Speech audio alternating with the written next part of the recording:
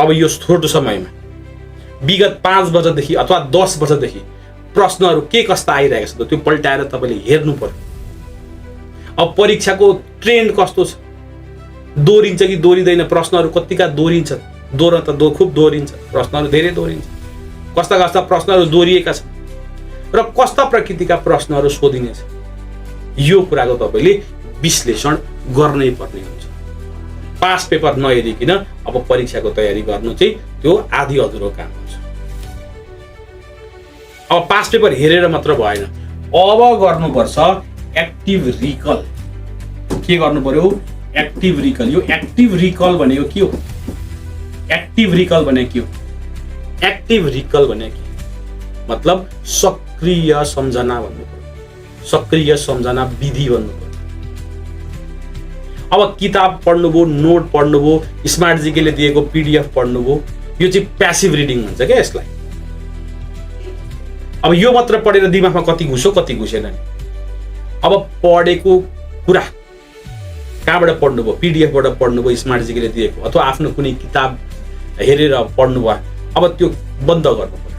हेरिसकेपछि, पढिसकेपछि त्यो बन्द गरेर अब सम्झिने प्रयास गर्नु पर्यो र आफूले कागजमा कोर्ने प्रयास गर्नु पर्यो। यसले चाहिँ तपाईको ब्रेनमा राख्ने स्टोरेज के गर्छ? स्टोरेज क्षमता बलियो बनाउँछ। किन भन्दाखेरि ब्रेनमा त स्टोर गर्नु पर्यो नि। किन परीक्षामा आउँदाखेरि त बटाबट त्यो मसल मेमोरीको रूपमा आउनुपर्छ। त्यो काम, त्यो सक्रिय सम्झना गर्नको लागि चाहिँ पहिले पढ्ने, बन्द गर्ने, सम्झिने, लेख्ने, यो तपाईले गर्नै पर्छ।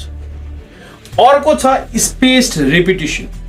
स्पेस्ड रेपिटिसन यो के हो? स्पेस्ड रेपिटिसन भनेको, स्पेस्ड रेपिटिसन भनेको चाहिँ अन्तरालमा पुनरावृत्ति। अन्तरालमा पुनरावृत्ति। पढ्न त पढ्नुभयो, तर के भयो? 9 दिनमा त नौलो भएर जान्छ। ओके, नयाँ कुरा मात्र पढ्नुभयो भने तपाईँलाई घातक हुन्छ। धेरै कुराहरू रिपिट भएको हुन्छन्, कन्टेन्टहरू स्पेसिफिक छन्, सिलेबसमा निश्चित कन्टेन्टहरू छन्। अब सबै कुराहरूलाई, पढेका कुराहरूलाई निश्चित दिनको अन्तरालमा तपाईँले के गर्नुपर्छ? लगातार दोहोऱ्याउने एउटा रुटिन फिक्स गर्नुपर्छ। जस्तो 1 दिनमा, 3 दिनमा, 7 दिनमा, 30 दिनमा के गर्नु पर्यो? तपाईँले यसलाई रिभाइज गर्नु पर्यो। अब यो 1, 3, 7, 30 यो एउटा मोडल भयो। कोही 1, 4, 7 यो अर्को मोडल भयो। यो कुन कुन मोडलमा रिपिटिसन गर्ने हो त? यो तपाईँले पुनरावृत्ति गर्नै पर्छ। विशेष तपाईँले विचार गरेर त्यो के गर्नु पर्यो त? त्यसलाई रिपिटिसन गर्नु पर्यो। अब अर्को छ 80-20 नियम, 80-20 रुल भन्छ क्या। यो 80-20 रुल भन्छ। यो 80-20 रुल भनेको के हो? अब पाठ्यक्रममा धेरै कन्टेन्टहरू छ, धेरै टपिकहरू छ, तर त्यहाँभित्र पनि 20% यस्तो हिस्सा छ जहाँबाट 80% प्रश्नहरू सोधिने सम्भावना रहन्छ। त्यस्तो उच्च अङ्कबार दिने खालका टपिकहरू तपाईँले पहिचान गर्नु पर्यो र त्यसमा बढी समय दिनु। अब सबै बराबर पढ्छु भन्दाखेरि कुनै टपिकबाट क्वेसनै नपर्ने अवस्था होला। त्यसमा कति प्रतिशत प्रश्नहरू परिरहेको छन् त? कहाँबाट चाहिँ बढी प्रश्न परिरहेको छ यो तपाईँले चिन्नुपर्छ। हाई पोसिबिलिटी एरिया कहाँ छ, क्वेसन कहाँबाट धेरै रिपिटेटिभ सोधिरहेको छ, त्यो एरिया चिन्नु पर्यो। अब 80% प्रश्न नसोधे पनि 60 त सोध्ला, 50 त सोध्ला, 40 सोध्यो भने पनि 20औं टपिकबाट मध्ये एउटा क्षेत्रबाट चाहिँ तपाईँको 40% टपिक धेरै सोध्यो भने पनि त्यहाँ धेरै फोकस गर्नु पर्यो कि परेन? गर्नु पर्यो। अब अर्को छ इरर म्यापिङ भन्छ क्या। यो इरर म्यापिङ, यो इरर म्यापिङ भन्छ। इरर म्यापिङ भनेको के हो? इरर म्यापिङ भनेको गल्तीको अभिलेखीकरण भन्छ यसलाई। यसको मतलब के हो त?